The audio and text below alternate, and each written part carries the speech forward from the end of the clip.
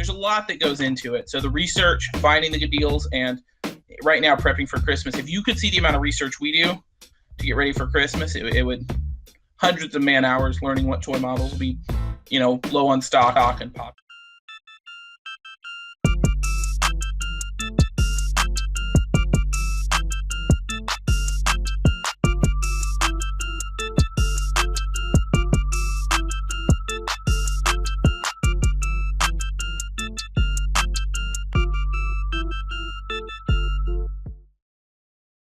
What is going on, everybody? Steve Raiken here. Welcome to the Raiken Profit Show. This is actually episode number 2, but it's really kind of like the first one because it's the first time we're actually going to be on not only on iTunes as well, the Raiken Profit Show, but on YouTube as well. So welcome, everybody. Welcome. We have Jonathan Cleator on the show today, and the title of today's show is How to Sell $1 million on Amazon FBA. And John always likes to give me a little bit of a hard time about the clickbait titles. But I was saying, if you don't make it intriguing, if you don't make it exciting, people just won't watch. But in all reality, John has been a seller for quite a few years now. He has been selling. I believe you had gone over the $1 million mark. Was it last year or was it very close? Do you mind touching on that?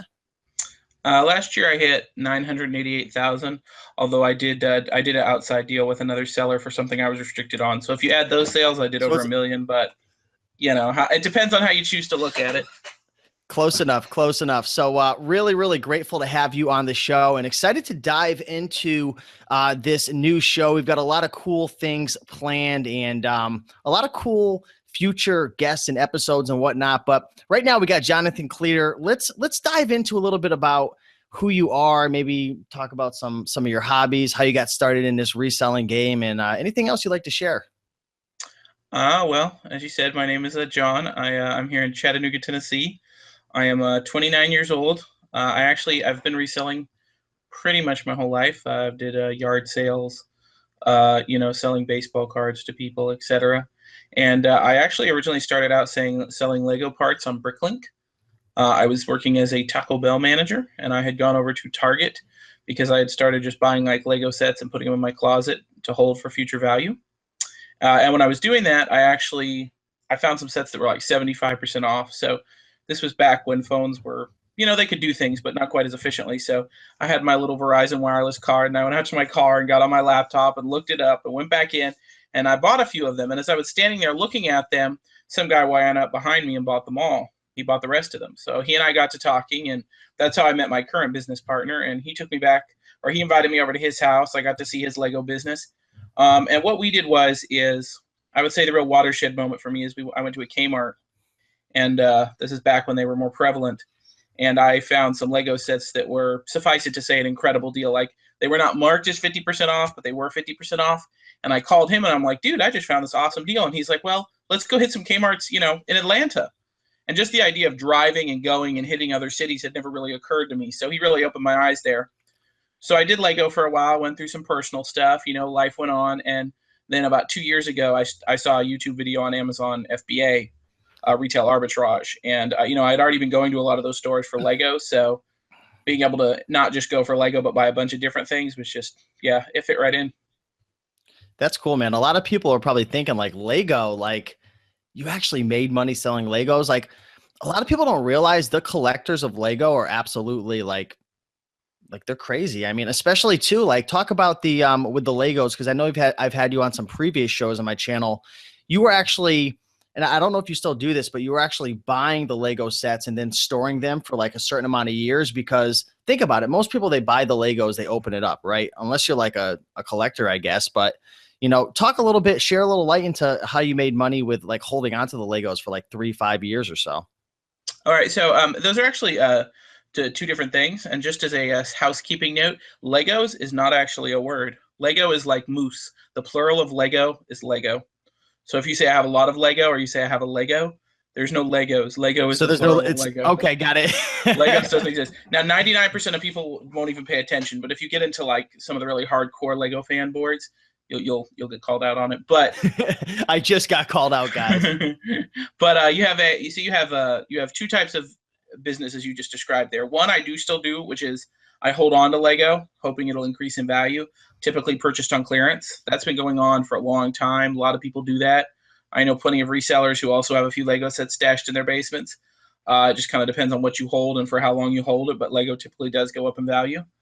And then the Lego parts is actually where you'll buy, like, say, 100 copies of a single set, typically on clearance, and then you'll sort the pieces out. And so someone who wants bulk of a certain piece, they don't have to buy 100 sets just to get that one piece. They can get it from you, and they'll pay you a premium per piece. So picture a room with thousands of containers, all alphabetized and numerically sorted, saved in inventory software, and you pull the order, kind of like if you were selling beads, but instead it's Lego pieces.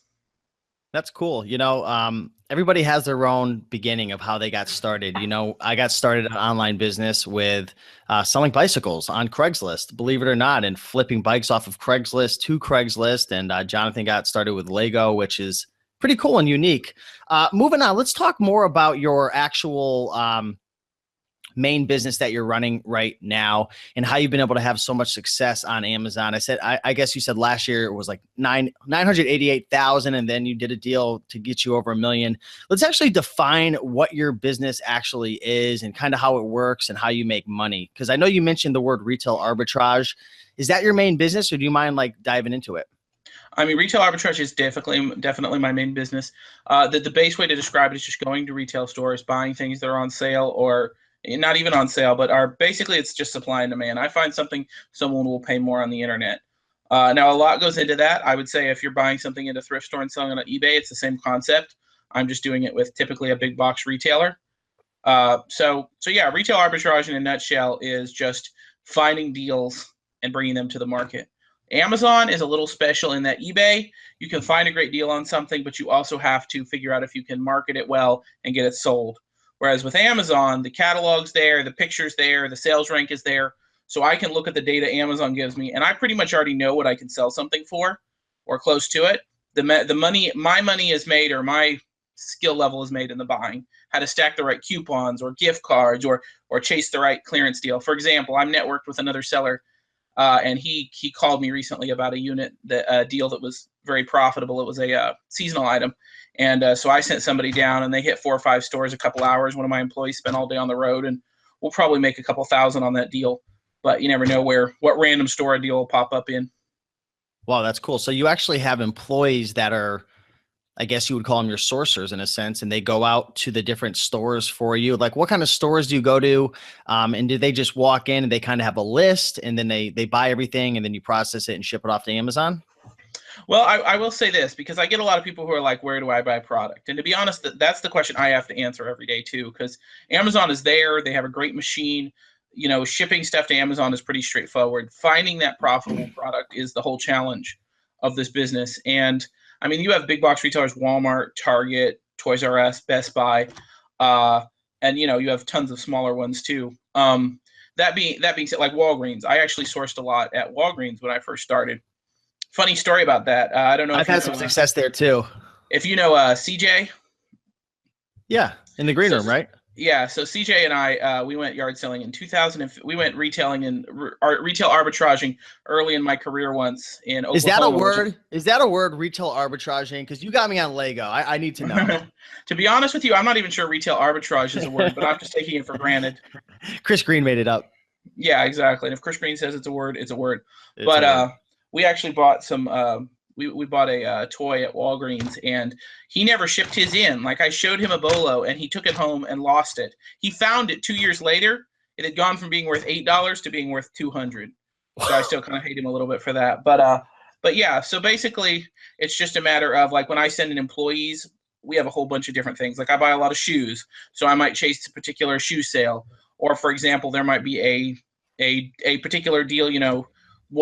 Target is doing 20% off of board games, or there's a lot that goes into it. So the research, finding the good deals, and right now prepping for Christmas. If you could see the amount of research we do to get ready for Christmas, it would hundreds of man hours learning what toy models will be, low on stock and popular. But yeah, it's just a matter of doing your research, and worst case scenario, just take your phone, go to a bunch of stores and scan a bunch of things, because at the end of the day, that's how you learn. So you say that's the key right there, doing that initial research prior, and then also combining that with just going out there raw and just taking out your phone, Amazon seller app or whatever scanning application you have, and just going out there and just scanning to see if something fell through the cracks, essentially? Pretty much. If someone's brand new, and I will say this because everyone wants to know, and unless you want to buy an OA list and take your gamble on that, no one's just going to hand it to you. So when I first started, yes, I would spend hours. Like literally, I went to Walmart. I think it was the health and beauty section. I scanned every single item like for hours, just learning what was selling, what the ranks were, what the margins were, things like that. But just to give you an idea here, I can give you an example of deal stacking that I did Sure. for my lunch actually, but it'll give you an example. So have you heard of Einstein's Bagels? Yeah, sure. So there's a place called there's a website called well, they have several Gift Card Bear, I think is what it's called. You have Gift Card Granny, and those are amalgamated sites that tell you what all the different websites are selling gift cards. I purchased an Einstein's gift card for 30% off. So Okay. 30% off of the face value. So if I spent $10, it only cost me $7. Right. Then a local school was doing coupons that allowed you to buy a bagel, get one free. So I comboed my buy one, get one free bagel with my discounted gift card, and I got like $6 worth of food for like $2. Now I'm Wow. giving that example because no one is going to go to Einstein's now and steal this deal from me, and they're welcome to do if they would like to. But that's basically what I do in stores. I find where discounts overlap. I obviously have a network of people that I've slowly reached out to. And I will say this, if I can just give you a tip when it comes to networking. If you Sure. want to network with somebody, especially if they are smarter or more successful than you, and I certainly know plenty of people who are smarter and more successful than me, the best way to start that relationship is to give them something first. Mm. Message and be like, hey, Steve, I've seen you sell a lot of such and such. Here's a great lead. Because I can tell you this, I had a guy, he messaged me, he's like, here's a great toy lead. I go and make a bunch of money on that lead. I'm like, next time I have a lead, hey, dude, here's something that can make you some money. Because he didn't reach out by asking. Because I've also had people do that. And if you just reach out by being like, how can I make money? I'm going to be like, work. Yeah, I love that. Give value first. So many people, just having a YouTube channel myself, I get so many people that want me to promote their stuff and advertise and do different things. And yeah, I think there is a lot of value in giving and putting something out there first, right? So that's a great tip right there. John, let's talk a little bit about maybe some of your success stories. And I'm going to kind of lead you into it because we were talking the other day on the Green Room show, which is it's a weekly show we have.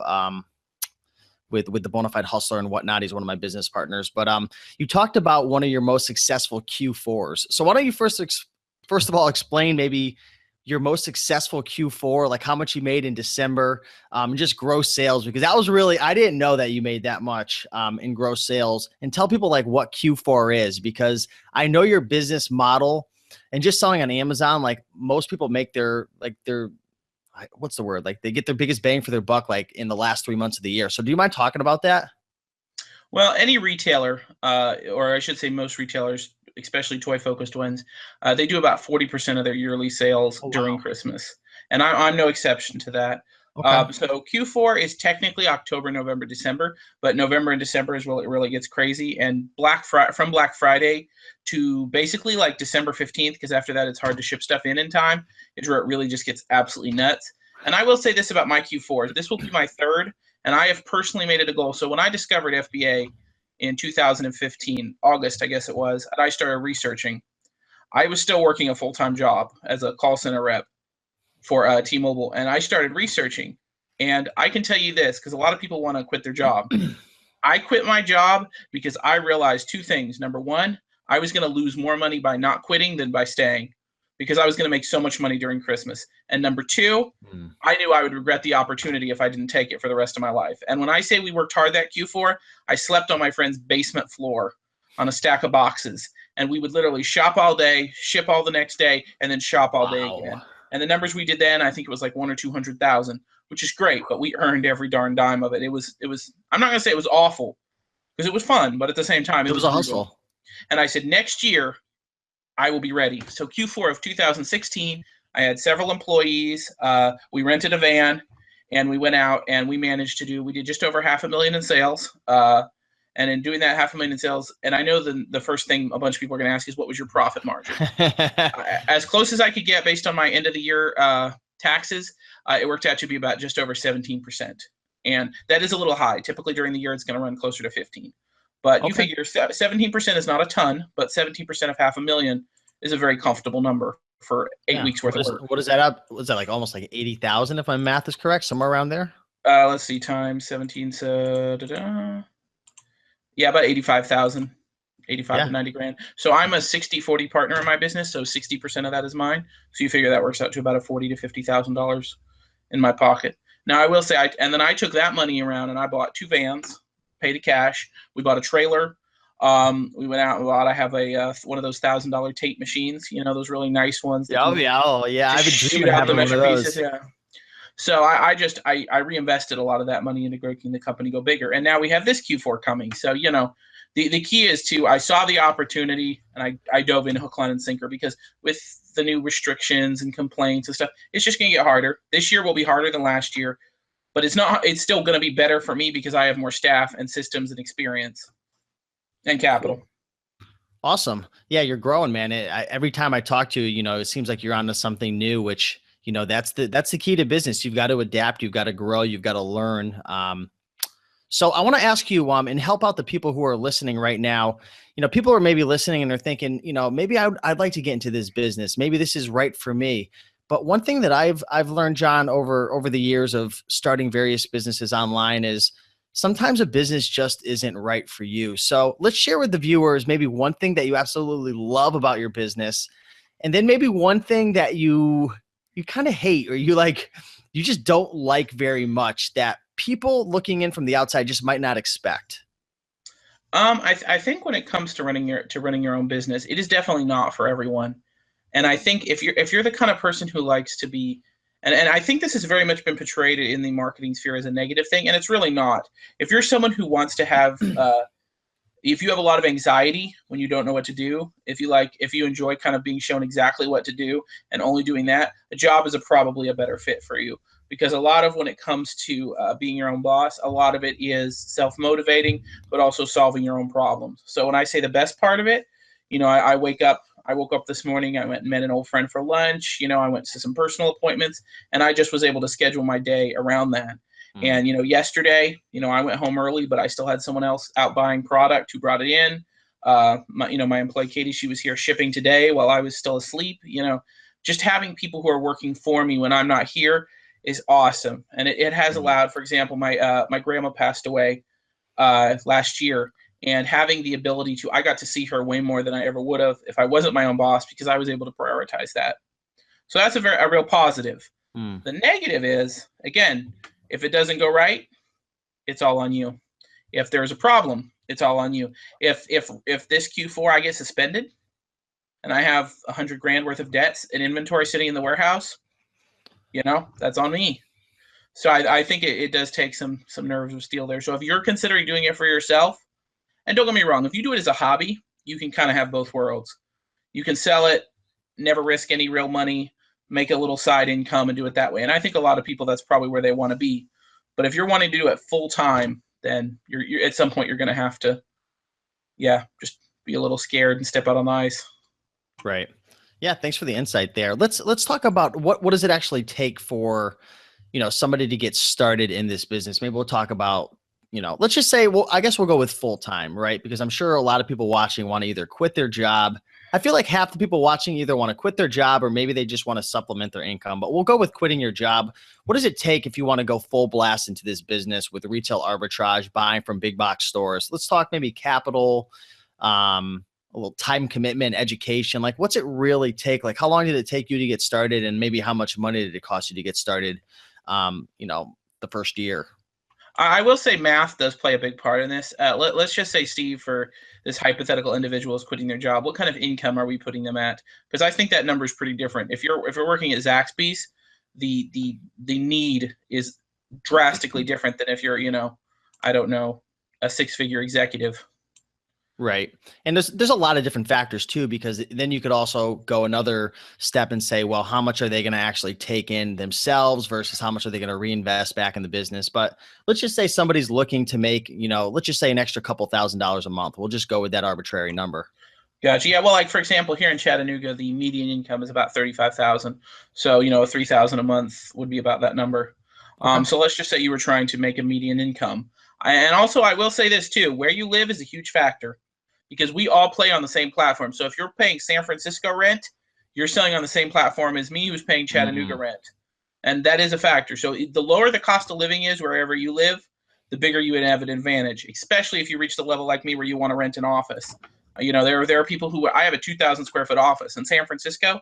I don't even want to know, but it would probably be it's like $25,000 a month. It would be insane. Whereas here I can get it for $1,000. So, Oh, wow. There are advantages. There are advantages. Like at least 2,000 over here in Connecticut. I mean, in a decent area. It's a decent deal even for here, but yeah, it is a little bit out in the country. But so if you're wanting to start, I will say this. I'm not saying you should do what I do, because what I did was pretty risky, but I started mostly with credit cards. But I basically, while I still had a job and I could afford to lose the money, I went out and I tested a bunch of stuff. I sold everything from toys to beef jerky to books, and I kind of learned the market, kind of learned what was selling, what would sell. So I knew what I was doing, but there was still some calculated risk. And I will say research, watch everything, read everything you can. There's tons of free stuff out there before you leap. But if you're wanting to go full time, I mean, at the end of the day, let's use, if you don't have employee costs, let's say your profit's about 20%, because that's not an unreasonable number. So if you're wanting to make $3,000 a month, then basically that means you need to do five times that in sales. So that's 15,000 in sales. Now my experience is, and this is very round math, but if you divide by 2.5, so in other words, 6,000 would be about what it would cost me to get that, to 6,000 would cost me to purchase that once I did all of my Amazon cost fees. of goods, yeah. So but keep in mind, everything is not going to sell every month 100%. So I would say probably something like 10,000 a month in capital would be the absolute minimum. And we're assuming all your supplies are purchased. Nothing goes wrong. You have no surprises. I highly recommend you at least, I'm not going to be that person that says save 6 months, because for some people they would never get there, but at least have a month or two of back income. And I think probably somewhere in the neighborhood of 10 to 15,000 would be minimum. And I would strongly recommend access to closer to double that. And that's going to take some time too. I mean, some people want to get into some people want to get into like a plug and play type of business, right? And I would definitely say from my experience, retail arbitrage it's quite the learning curve, right? It takes time. It's not like, I don't know, have you ever seen anybody just get started, dove into Amazon, and then first month at 15, 20,000? Is that something you can realistically expect? Or for someone to get up to 15,000, I mean, obviously it's going to differ for everybody, but I would probably say you're looking at 3 to 6 months, the average person with the learning curve and everything. But maybe, you're really in the field. You know it much better than I do. What are your thoughts on that? A lot of that would depend on the person, because I hit the ground running. I was working a full-time job, and basically then coming home, and I did have one person at that time who'd help me with Lego. So she also handled a lot of the shipping for me, which allowed me to go out and source. But that being said, I scaled up pretty fast. I would say I was probably doing 15 to 20,000 in sales from day one, pretty much. Maybe not day one, but that first full month. And as soon as I went full time, I went full time in November. Like I went full time a week before Black Friday. So I was making more money than that almost immediately. But that was also because I timed it to be just, the busiest time of year. But you really have to have a mind for it, because I can tell you this right now, because even I go through it now. I don't know what to buy. There's no good deals. There's no sales happening. I've tapped all my sources, called all my places, and there's just no good deals. And there are times I will have all my employees out, and we will just keep walking into stores. And like a couple months ago, we walked into a store. My business partner was actually looking for a fixture for his house, and he just happened to walk into a store. It was a local chain, and we discovered that they had a lot of really great shoe brands, 50% off. So we bought a bunch of shoes for them, and then they said, corporately, because they only had 6 stores, the corporate had actually decided to send all their clearance to that one store, because surprise, surprise, that store was doing the most sales. So they had a bunch of 75% off at that point. So we wound up spending $32,000 at a store that was in my city, So it was just, and if we hadn't stepped in that store, we never would have found it. So you just never know. But if you have that mentality of get out there, turn over every rock, there's deals everywhere, but there will be panic moments. So you got to really have that. You got to be driven. You cannot do it. Basically, doing it because you hate your job is not enough.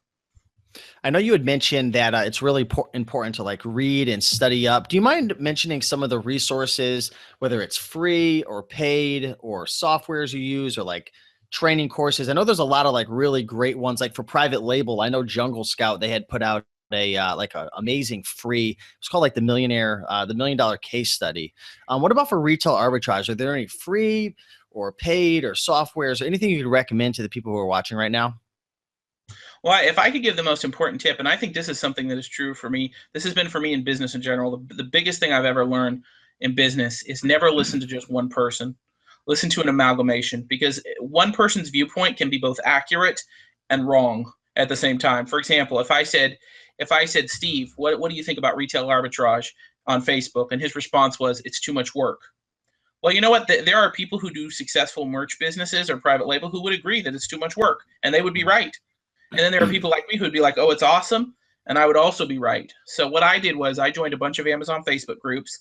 I certainly watched your channel. I've watched Fast Term Radio was one. He has not uploaded any, my good friend Dwayne, he has not uploaded any new episodes, but he had a whole year of episodes, and I listened to every single one while I was prepping and cleaning and planning my first shipments. And just listening to his thought processes did help me a lot. I watched all of the Green Room ones related to Amazon, anything Chris Green did. But there's so many out there now. Like when I started, there were less. There's so much out there now. If you go through and just spend hours reading Facebook posts, just get a Kindle subscription and read all the free eBay books. All the free what's it called? Shoot. All of the ebooks on Amazon. Yeah. There's so much information out there. There's just so much. I mean, Chris Green's Guide to Retail Arbitrage and Online Arbitrage, those books are the originals. Oh, that was phenomenal. I would consider them to probably be the Bible. I'll be honest, I never actually read Retail Arbitrage, but everything I learned from people who learned from Chris Green. So, I basically was like the grandchild, so to speak. But Do you use any? Oh, keep going. I'm sorry. And as far as software, was that, I'll say the next Yeah, I thing? was going to ask you if you use anything to help you to find any deals or anything like that, because I know a lot of people are going to try to find or look for ways to optimize for finding products. I use tactical arbitrage. OA is a weak point for me, and that's because I very much am not a sit in front of the computer person. And also, the advantage of OA is that you can do it from a laptop anywhere in the world. And that's online arbitrage, right? So that's Correct. just being on the internet versus going into the retail stores. Right. The disadvantage of online arbitrage is that anyone can do it on a laptop from anywhere in the world. So 15 people can find the same deal. Whereas if I'm standing in my Walgreens and I'm looking at a special markdown, I'm the only person in that store at that time looking at that markdown. Now there's other Walgreens, but you get the idea. So with retail arbitrage, I can go to like say 15 different Toys R Us's. And if only one store has this item on sale, I know that it's special. Whereas OA, I have no clue if they have 5,000 units or 5 units in stock. So, but there's advantages. Sure. Well, thanks for sharing, John.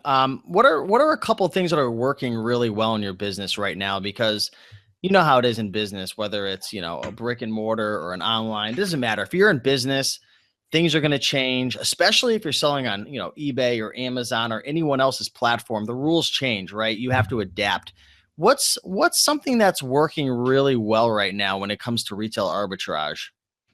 I've had a lot of success with all the new intellectual property claims and things, with people basically just trying to say that you don't have a right to list items that you really do, and getting you in trouble with Amazon. Whenever I source a brand I'm not familiar with, I will do a Facebook search, because I'm in a lot of Amazon groups. And typically speaking, like for example, if right now you go type in Goldie Blocks into a Facebook search, you'll see a bunch of people who had IP claims from Goldie Blocks.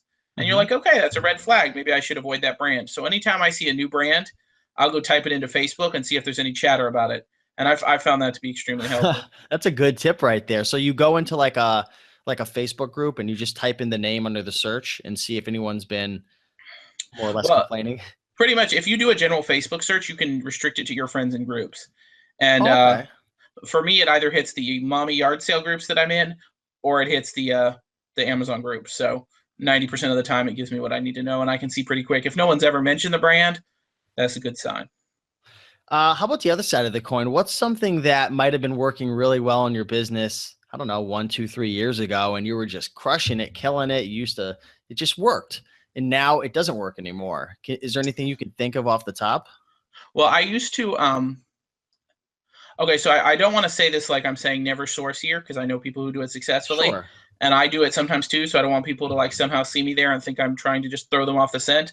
But being extremely careful with Target. Target, if you are a reseller who is new, it has been my experience that most of your, I work 40 hours a week and just want to do this on the side. They don't want to go grind it out in a dirty Kmart or a Toys R Us digging for discounts or deals. They want to go to clean, good looking Target where everything's very fresh, very available. The stock levels are nice. Target is just, I mean, let's face it, you feel good in Target.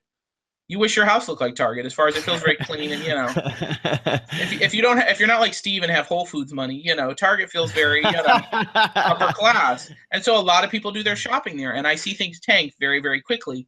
Whereas that is not as true of, say, a store that's regional to you, that's only in your area. So that's something. And also I found that, up till beginning of this year, oh no, last year, sorry, end of last year, we would go to the Nike clearance outlets. We would buy shoes that had the box tops ripped off. We would put them in new boxes and send them into Amazon. And that's per terms of service. Terms of service, you're literally just selling the shoe. The box is irrelevant. Now, you'll have people who will give you all kinds of different opinions on that, but at the end of the day, the listing doesn't even mention a box. It just says they're buying a shoe. Here's the problem. If a customer gets a Nike shoe in a black box, some tend to think it's fake. And it Oh, led to counterfeit absolutely. claims. So I don't do it anymore, and I don't suggest anyone else do it. And you're going to get probably 50 people are going to say that's not in Amazon's terms of service. And they have a right to think that way, because at the end of the day, I'm not going to do it anyway because it's not worth the risk. But technically it was allowed, but it's not worth it anymore. It But it does was very take a profitable once upon a time.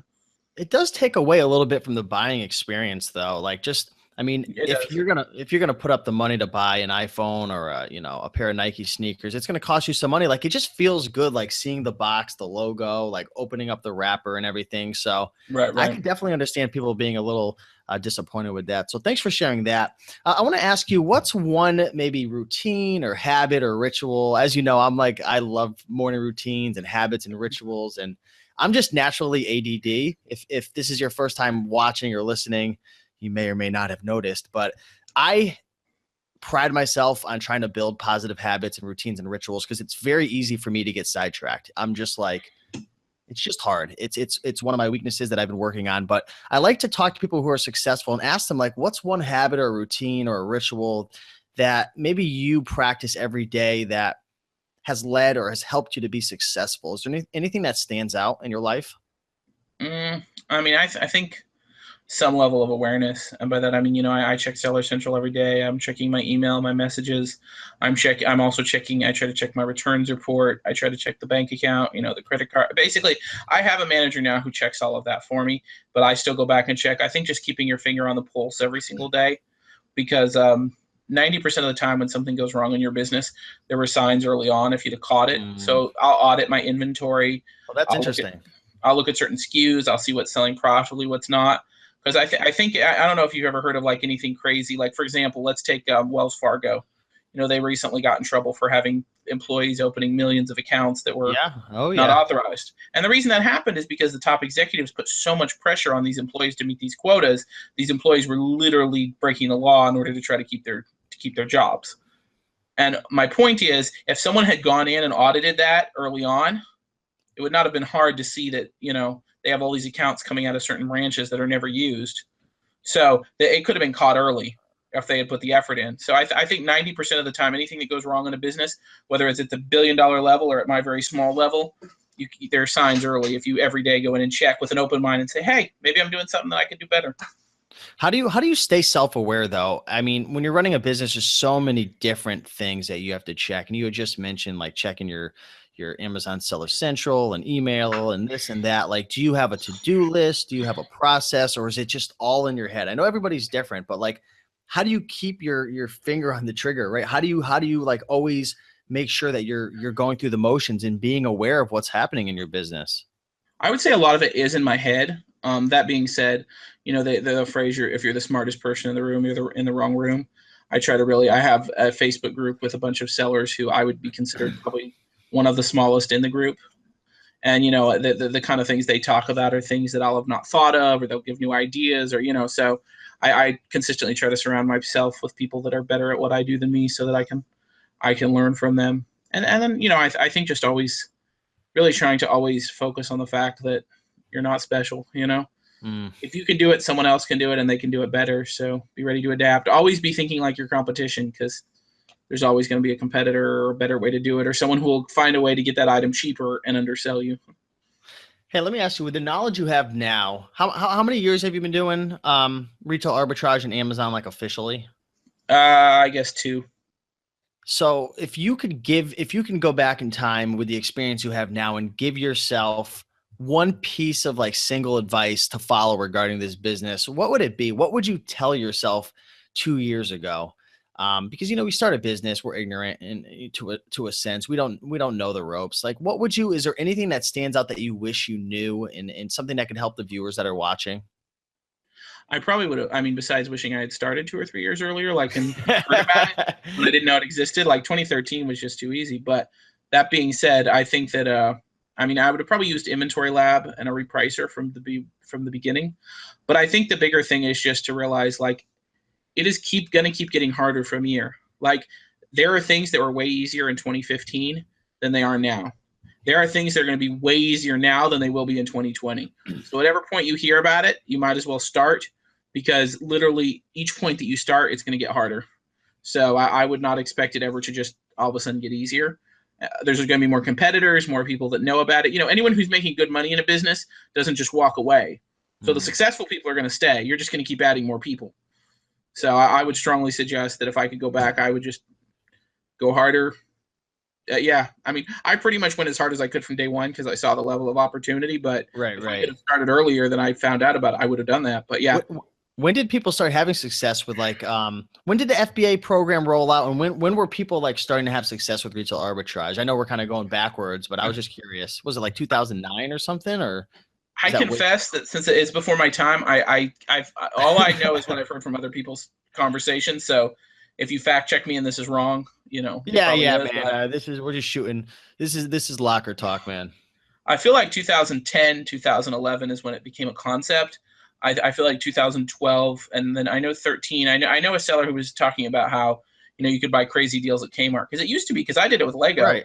Kmart would have 50% off clearance toys, and I would clean up on Lego. So I can only imagine if I had been not buying the other 70 billion toys they had, how much money could have been made. So I think probably 2013 was probably like the moment when there were all the buyers there, but none of the Mm, rules. yeah. Different people would give you different opinions. But yeah, 2013, 2014, it started to build. I showed up in 2015. And again, each year I have seen it get, there are more customers, but I would say, like, for example, I just in Q4 did 20,000 orders. So even if Amazon's adding more customers, how many more customers do they have to cancel out of me? So it is becoming more competitive. And you do see that. You see people get on listings faster. They show up with more volume. You scan something that's super profitable one day. Well, guess what? 5 other people will have scanned it and sent 10 in too. So it's just more crowded. Right. But yeah, probably 2013. What do you, Yeah. so obviously things are going to get a little more challenging, just like every other business. It's growing. Amazon's becoming very popular. I've even noticed too that just the internet marketing world and affiliate marketers and like 3-4 years ago, like none of them were talking about Amazon and FBA. And I'm seeing like a lot of courses being created and just a lot of people talking about it, right? It's kind of like, what's the saying go, when your mailman tells you to buy a stock, that's when you know you're supposed to sell, or something like that. Yeah. Like I hear so many people talking about it. What do you see as the opportunity, 3-5 years out? I know this is a really tough question because we just don't know, but is this something that you see being a sustainable business model over the next 3 to 5 years? Let's just talk retail arbitrage. Or do you see possibly having to move into something like private label or wholesale? Or what are your thoughts, John? I mean, it will never completely die because there's always going to be new products created, new opportunities. I would see it as, all right, well, look at eBay. eBay, I would not say that eBay is currently in its heyday, because it definitely had a point where everybody and their grandma was learning about eBay, and you'd flip something for a nice profit. And I remember when auctions were everything. This might even be before your time, I Steve, but know. I remember, like, It was a little.